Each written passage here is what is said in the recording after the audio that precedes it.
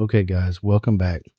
Thanks for watching and liking, subscribing. Everything you guys do to help this channel really helps. But today we're dealing with a F-Body Camaro, 98 to 2002 Camaro, Firebird, Trans Am, whatever you be. But the customer's complaint has been, at times the radio will just cut in and out, no rhyme or reason to it. And at times when that happens, the driver's window doesn't want to roll up at all. So here we go. Okay, guys, so first step, we're going to remove this under piece here, right under the glove box. And then this kick panel right here will come out so we can gain access to the body control module. Got the kick panel off. You'll see these little clips here. There's one on each side. That'll let us get this bottom glove box panel out. Should be able to see the body control module after that. Okay, guys, directly in front of the blower motor, you can see, once you've got the lower glove box panel removed, is the body control module. Looks like it's got 3 plugs going to it. Once we get those plugs out, should be able to just remove this body control module from under there. Okay, guys, it's kind of hard to see, but this is the actual module slid halfway out of its actual housing. It's kind of a pressure fit housing. There's no screws or anything like that holding this thing in. So I wanted to kind of show you what it looks like once you've slid it out of its actual housing. From here, you'll just unplug it and it'll slide completely out. So we've got it out. This is what it actually looks like with the wires still plugged in. I should have listened to myself. I said it a million times in the video. Removing the wire harnesses makes it a whole lot easier. But I just wanted to show you, hindsight, yes, it can be done without removing the wire harnesses. It just makes it tougher.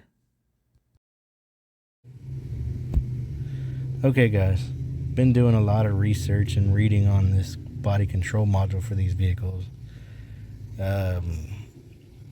You can order your replacement one, or you can do what I'm about to do and open this thing up and kind of dive a little further to see what's actually going on. Okay, after getting this thing on the workbench and all opened up and torn apart, there's nothing that jumps out obvious right off the bat. No burn marks or anything like that on the solder board that we can just kind of just go, that's it. But after doing a lot of research on this, most people just say replace it. But I'm one of those guys that has to go the extra mile and see if I can fix it myself. So I'm going to do a couple of solder joints that I think look questionable. So here's a prime example of what I mean questionable. This solder joint to me looks like somebody rushed it, and you can actually see the crater in there. That's kind of a void where something may or may not be making contact. And that little swipe mark on the end there kind of leads me to believe that this is a bad joint. So what does it cost? Just a couple seconds and some solder and maybe good to go. So kind of went overboard with my solder joint here, but at least I know it's going to be done right. And no sense in putting this thing all back together with another questionable solder joint.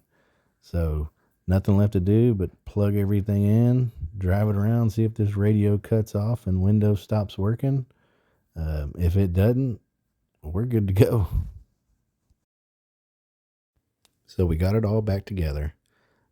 Customer said it would typically happen on a 10-minute drive. No rhyme or reason to it. But we drove this thing for a good solid 30 minutes with 0 issues. So I'm going to call this one fixed. Cost was some solder and a couple of minutes on the workbench. To tear this thing apart, maybe 30 minutes. But if it's free and it helps anybody out, this is a win. So as always, thanks for watching. Don't forget to like and subscribe.